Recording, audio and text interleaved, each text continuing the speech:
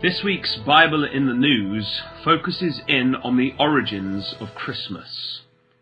In these origins lies a dark and mysterious secret which exposes modern Christianity as a religious system which has fallen away from the true gospel revealed in the Bible. This is Matt Davies joining you for a special Christmas edition of the Bible in the News.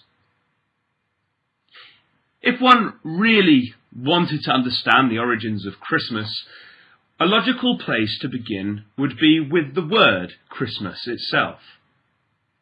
This is a compound word invented by the Catholic Church which means Christ's Mass, or the Mass of Christ. The Mass is a celebration of the Eucharist, the small loaf of bread which the Church teaches changes by the process of transubstantiation into the very flesh of Jesus. And by Christ, of course, is meant the third part of a Trinity God, according to the Church. This Mass is one of many special Masses the Catholic Church dedicates to various saints, angels, and events throughout the year. For example, the following Masses, amongst others, are observed by most Catholic churches. Candlemas, which is the celebration of the presentation of Jesus at the temple, supposedly happened on February the 2nd, so there's a special Mass for that. Lammas, the festival of the wheat harvest, which happens in August the 1st.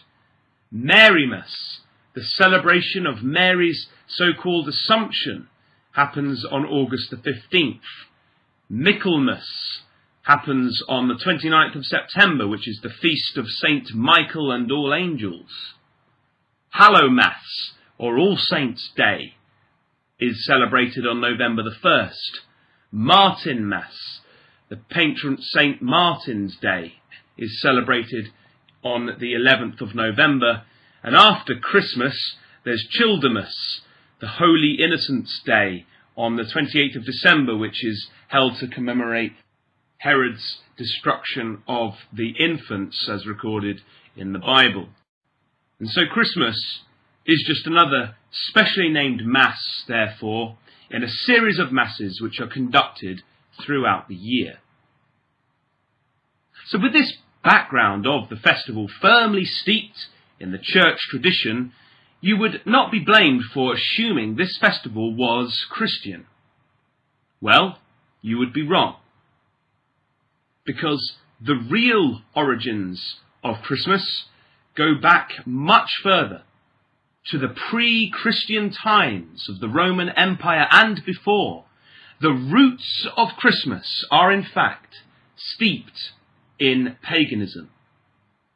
Pagans believed in lots of gods, and many of the pre-Christian religions, with the exception of Judaism, would be considered pagan.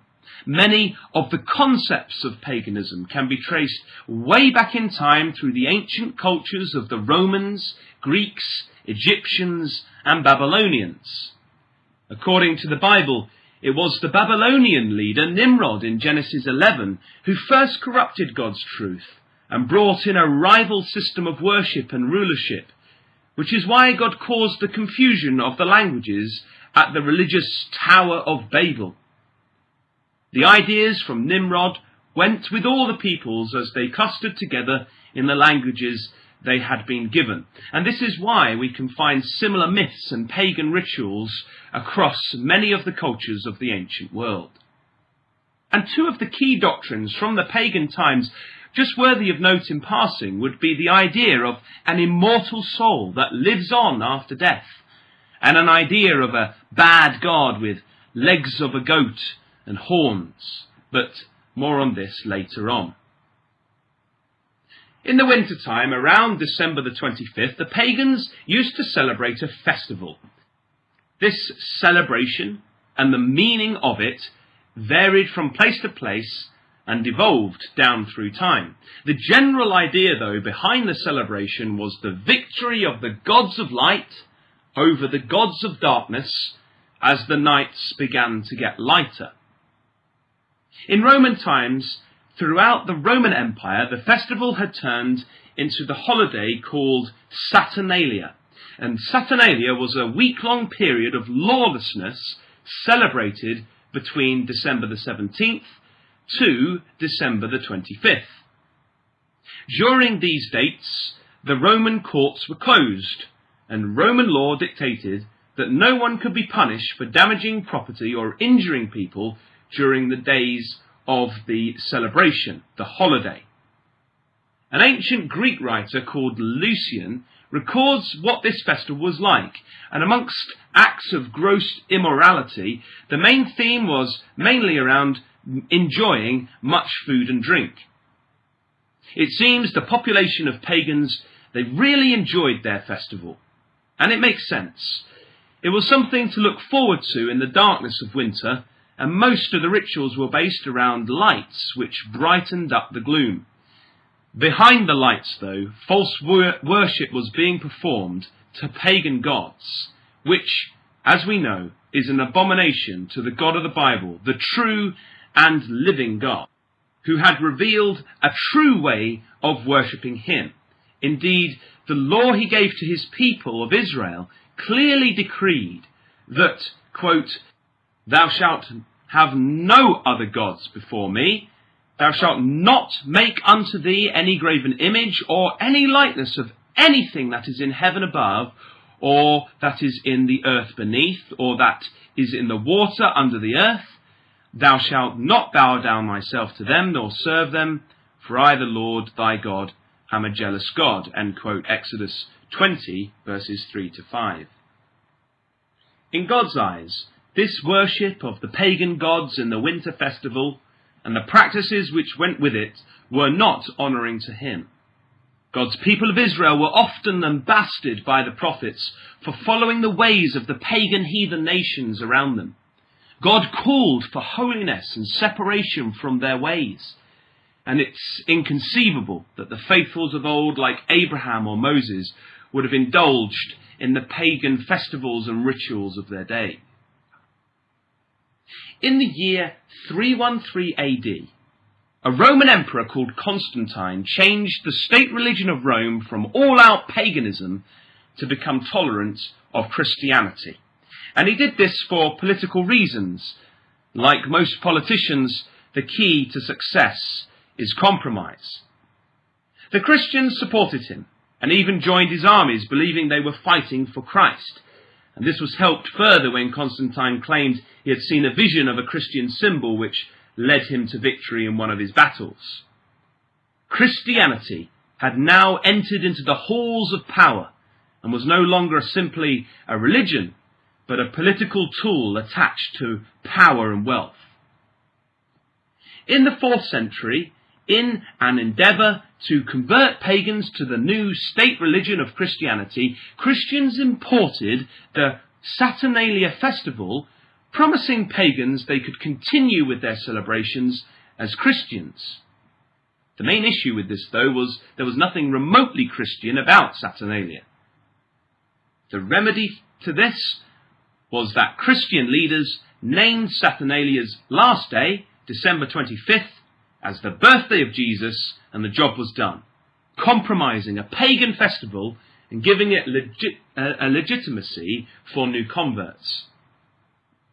Around 350 AD, the Bishop of Rome, Pope Julius I, declared in a letter to the Bishop of Jerusalem, Cyril, that December 25th was the time of Christ's birth. And this papal decree was eventually accepted by the whole of Christianity, except for the Armenian Church in the East, who believed that Christ's birth should be celebrated on the 6th of January. The only reason, therefore, that our Western culture celebrates Christ's birth on December 25th is because of this ancient papal decree. Now, this compromise with paganism is not unusual and is a clearly documented strategy of the Roman Catholic Church. By way of example, consider this letter Pope Gregory wrote to a British missionary, Abbot Mellitus, in AD 601.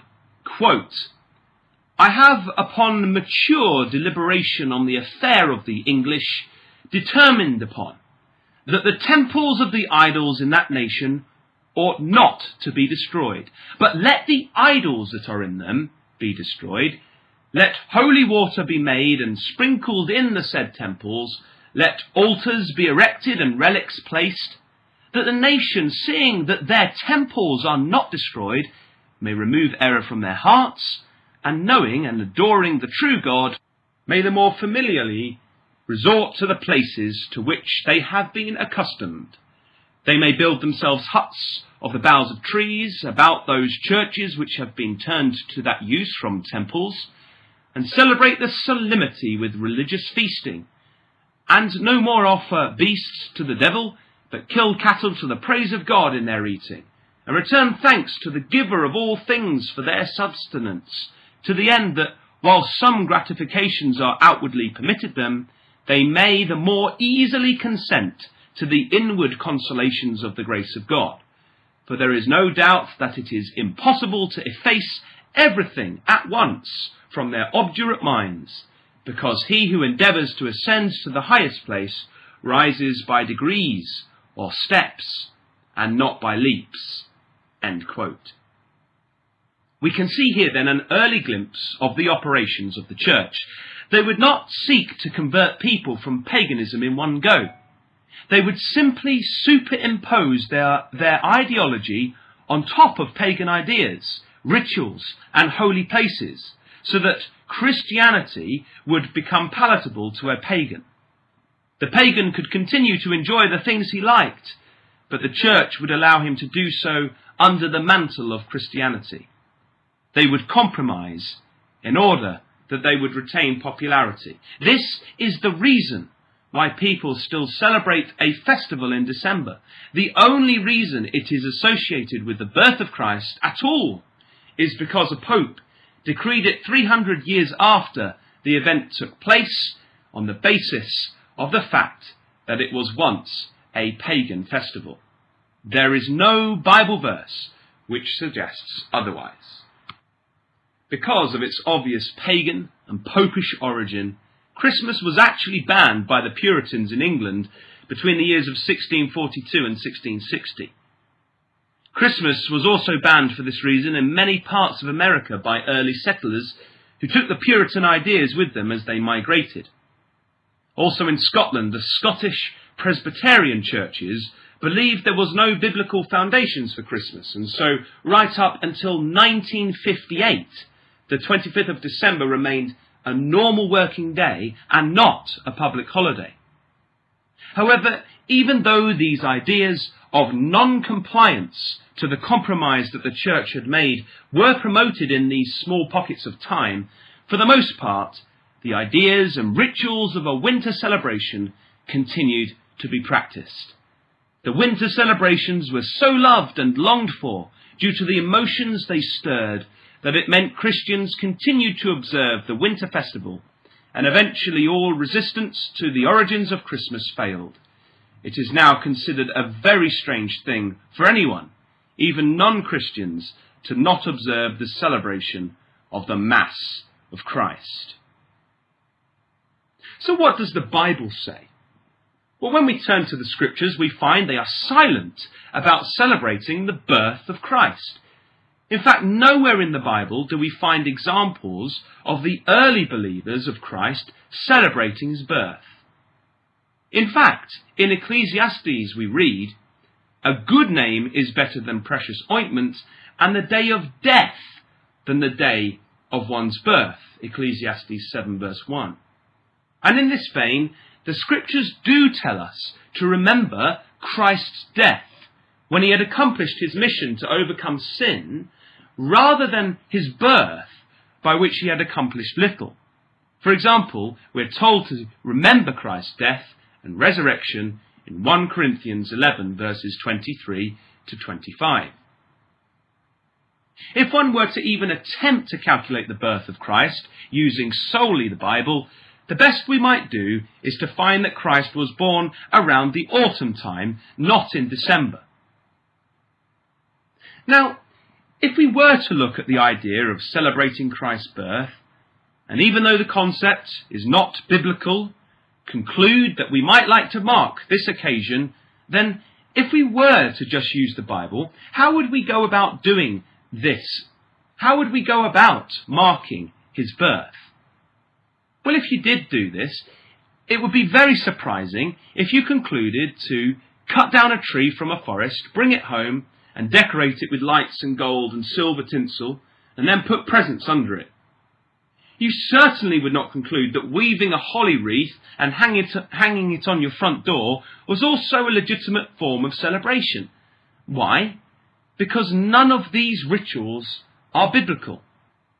Many of the customs of Christmas are clearly pagan and have their origins way back to even before the Roman times. For example, the custom of Christmas trees find their origins as a pagan ritual. Pagans had long gone out and worshipped trees in the forest by decorating them with candles, helping the gods of light. They also brought them into their own homes and decorated them. We know this was an ancient pagan practice because, in fact, this is mentioned in the Bible in Jeremiah.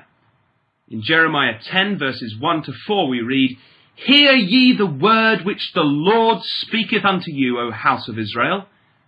Thus saith the Lord, learn not the way of the heathen, and be not dismayed at the signs of heaven. For the heathen are dismayed at them. For the customs of the people are vain. For one cutteth a tree out of the forest, the work of the hands of the workman with the axe. They deck it with silver and with gold. They fasten it with nails and with hammers, that it move not." Other traditions are the remnants of the ancient pagan ideas also. For example, the tradition of kissing under the mistletoe harks back to ancient fertility celebrations. Another one is holly wreaths, which hark back to pagan signs which help to ward off and keep evil gods at bay. These are all customs which find their origins firmly in paganism. Some of these have been Christianized, but most of the customs have remained true to their original form, although their meanings have mostly faded from most people's consciousness. So what? So what is the purpose in considering the origin of these things? Well, one point which we might take away with us from this brief consideration is that it really exposes the compromises that early Christianity made with pagan ideas and practices.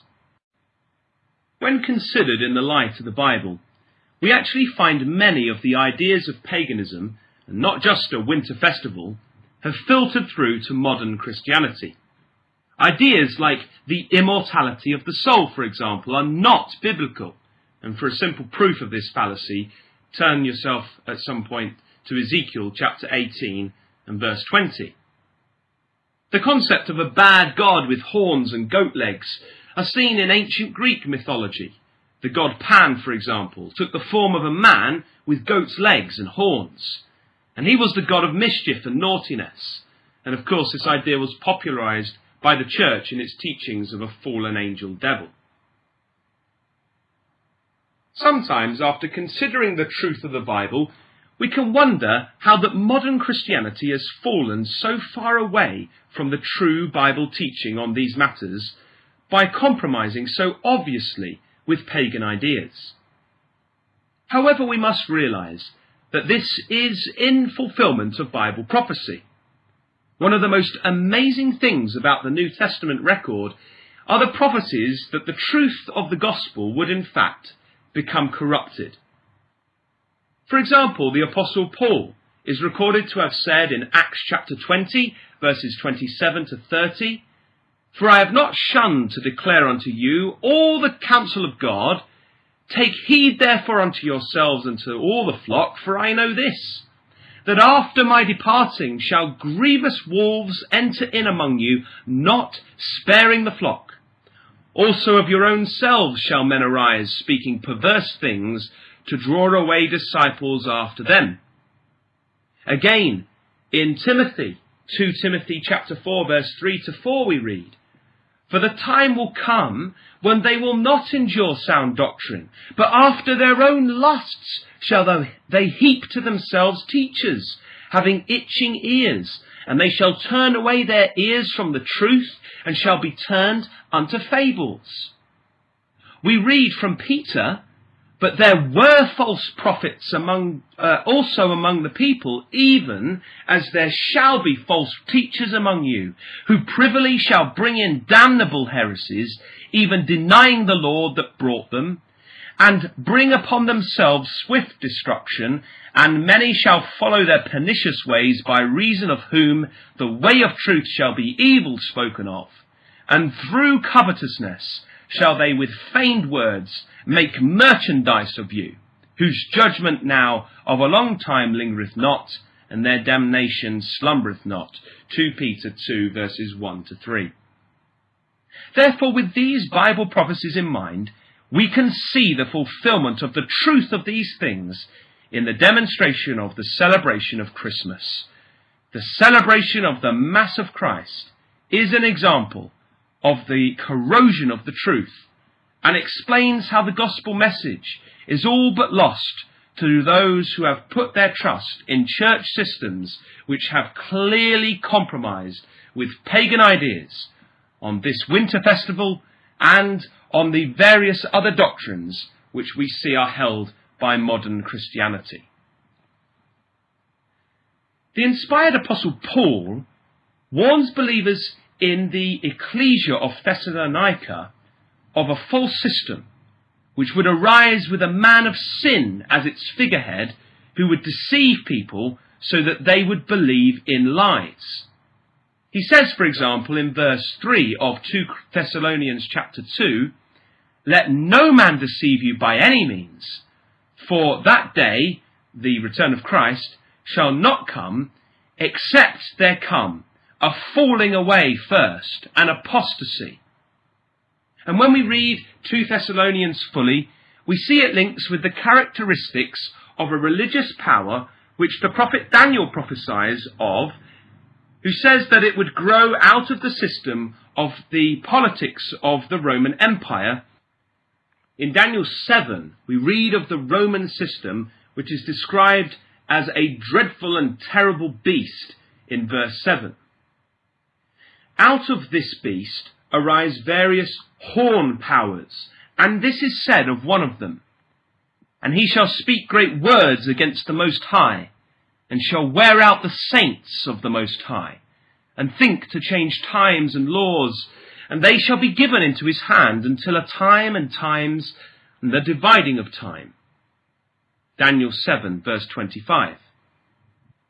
Now, the only religious system which fits the requirements of this prophecy is the rise of the Roman Catholic Church, with its great figurehead, the papacy. And one of the times that God permitted this system to have control over was clearly the winter festival time, when this system declared that Christ was born. Society has followed this law ever since. However, this way of things will not continue. There will be an end to this system's times and laws, for we read in Daniel, "They shall take away his dominion, to consume and to destroy it unto the end, and the kingdom and dominion and the greatness of the kingdom under the whole heaven shall be given to the people of the saints of the Most High, whose kingdom is an everlasting kingdom, and all dominions shall serve and obey him." Daniel 7, 26 to 27. Therefore, the Mass of Christ will not be part of that kingdom of God on the earth. We are indeed thankful to God for revealing and preserving his truth in his holy word, that word which has remained pure, even though those who profess to follow it have compromised themselves with false ideas. Surely it should be our endeavour to be able to adopt the words of the psalmist as personal prayers of our own, as we read in Psalm 25, "Unto thee, O Lord, do I lift up my soul, O my God, I trust in thee. Let me not be ashamed, let not mine enemies triumph over me. Yea, let none that wait on thee be ashamed. Let them be ashamed which transgress without cause. Show me thy ways, O Lord. Teach me thy paths. Lead me in thy truth, and teach me. For thou art the God of my salvation. On thee do I wait all the day. Psalm 25, verse 1 to 5. This has been Matt Davies joining you. Join us again next week, God willing, for another Bible in the News.